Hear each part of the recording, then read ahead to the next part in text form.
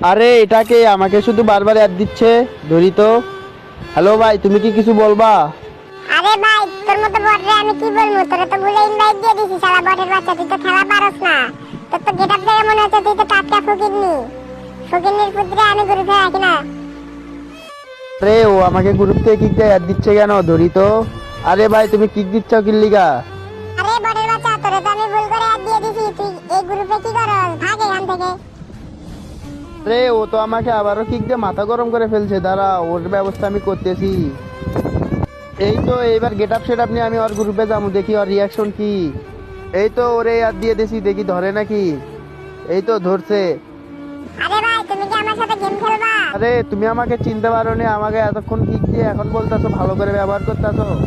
তুমি bot player দেখলে মনে করো যে ওর কাছে কিছু নাই বা এই ধরনের কিছু করে তাদেরকে কিক দাও না। তুমি তো কোনো প্লেয়ারের মধ্যেই পড়ো না, আর তোমার তো মন মানসিকতা ভালো না। তোমার গ্রুপে থাকা আমার মিসেই, গ্রুপ থেকে বার হলাম, থাকো।